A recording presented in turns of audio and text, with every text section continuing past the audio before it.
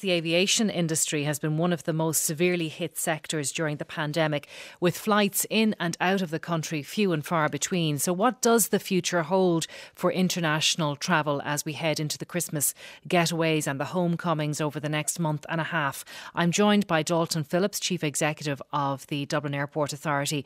You're very welcome, Dalton. Thank you for joining us. Good morning, Claire. It's been a very difficult time for you in the aviation industry, I know, and it's frustrating to be constantly told it's too dangerous to open up. And I understand that you don't accept it's too dangerous to open up. Well, I think we can't shut the country down, Claire. And aviation, it's an important sector in itself. It employs 140,000 people, but ultimately it's a catalyst for the overall economy. And at the moment, we're shut to business. A quarantine is the same as a border closure. And we need to learn to live with the virus. We're doing that in other parts of our economy. And we feel that there needs to be clarity in terms of the testing system, which will allow people to come in. We're 53 days away from Christmas. People want to know, can they come home? Can they be with their families? How are they going to get into the country? So you want Ireland to accept people, do you, who have been subject to a test at their country of origin? That's the EU approach, which is you would have a pre-departure test. Obviously, if it's a negative test, you're welcomed into the country. There is some debate over whether that would apply for a red country, i.e. a country that's got over 50 cases per 100,000, which is, as we know at the moment with the current surge, most of Europe. But we need to have a process that allows people to come in safely. And that's in operation in Italy at the moment, isn't it? Well, there are 11 countries in Europe at the moment, including countries like Germany and Austria, which are saying if you want to come into the country, if you take a voluntary test pre-departure, it will negate the quarantine. And we're being left behind here. And we're a rock on the outposts of Europe, and we're slowly strangling our country. And we need to learn to live with this. There are less than 1.5 cases, Claire, of all positive cases in this country are attributed to foreign travel. It's somewhere between 10 and 20 people on the average 14-day reporting from the HSE. It's minuscule. So we need to learn to live with it. Mm-hmm. There was reports last week of this new COVID strain which originated in Spain. And a lot of the public health experts were saying, in the UK in particular, that they could trace back the new outbreak of cases that happened in the UK to travel happening towards the tail end of the summer, people going to Spain. So it's not necessarily linked to how you got to the country that you travelled to, but it's what you're incubating when you come back that's the problem. Well, that's why we need to have this pre-departure test. If the pre-departure test is in operation, you know that 100% of the people on the flight are negative to the test. Do you though? Because those antigen tests, I know they're getting there with them, but they're not quite sure that they're reliable enough yet. They tend to pick up positive cases in the first few days of infection, not later in the infection where you may still be infectious.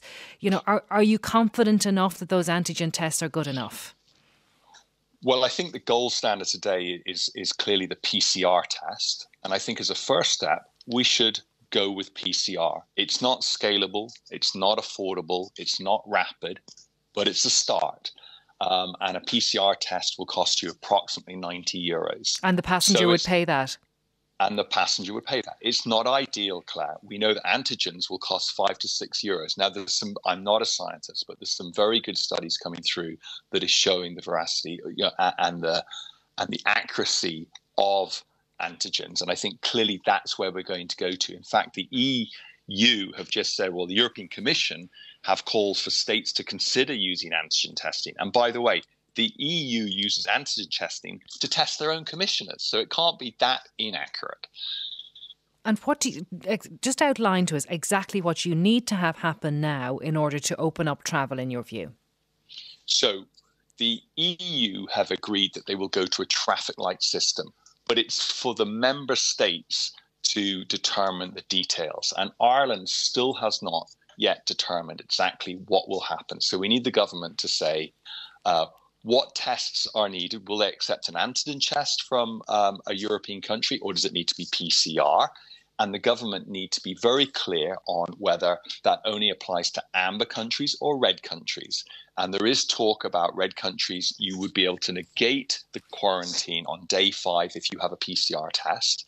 And we're saying we believe that that's where government should go. But it needs to give clarity. As I said, we're 53 days away from Christmas, and we know what homecoming's like, and people don't know whether they can come home or not. And you want to set up a testing centre at the airport as well. And what's happening with that? You say you need the government to sign off on a planning permission waiver.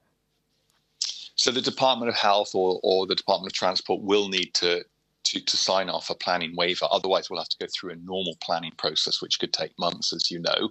There is a statutory instrument in place, 93 of 2020. If that's signed off, we can be up and running immediately. At the moment, we are on our website indicating testing centres near the airport where people can get them. But if you want to go to 30% of the European countries today, you need to have a pre-departure test. You can't go to the Czech Republic or Greece or Cyprus without one. And for 68% of countries across Europe, you can get it if you have a test. You can negate the quarantine. The reciprocation here in Ireland is not clear. Have you sought a meeting with the Chief Medical Officer? No, I haven't. Have you sought a meeting with anyone from NEFIT or Public Health on this? Yeah, we're in a lot of dialogue with the Department of Health, with our own Department of Transport. And look, there's a lot of balls to be juggled and there's a lot of activity going on, and the communication channels are open and clear. And I have no challenges with that. It's just working through this. And I think government have a number of competing priorities, but we've got to balance the economy with public health. At the moment, I believe the restrictions on aviation are held to a higher standard than we're seeing elsewhere in the economy. And ultimately, we need to learn to live with this. We know there are a number of vaccines in development, but none of us really know we're going to see a vaccine by this time next year in large numbers. So we're going to have to live with that. I'm just looking at a report in a journal called Euro Surveillance, and it examined a flight. It actually came into Ireland from the Middle East where there were 59 infections linked to that one flight, even though everybody was socially distanced and there were very few people on the plane, only 49 of 283. And this Euro Surveillance report says air travel has accelerated the global pandemic, contributing to the spread of coronavirus disease. Well, what we do know is the HSE data, which is less than 1.5% of all cases in Ireland are attributed to foreign travel. But clearly it came in through foreign travel, be it on a plane or on a boat. It came in from abroad. What that case shows is that there is a need for pre-departure testing, because had there been pre-departure testing, those people would not have been on the aircraft. So we're not trying to be reckless here. We're just saying the incidence coming in from abroad is very small. And if we had pre-departure testing in place, we could safely start to open the economy. It could be PCR to start with and then move to antigen. But let's at least do something. And at the moment, Claire, we're out of step with the rest of Europe. Dalton Phillips, thank you for joining us on the programme today, Chief Executive of the Dublin Airport Authority. We'll be going to London in just a moment to find out more about that verdict in the Johnny Depp case. Email todaycb@rte.ie.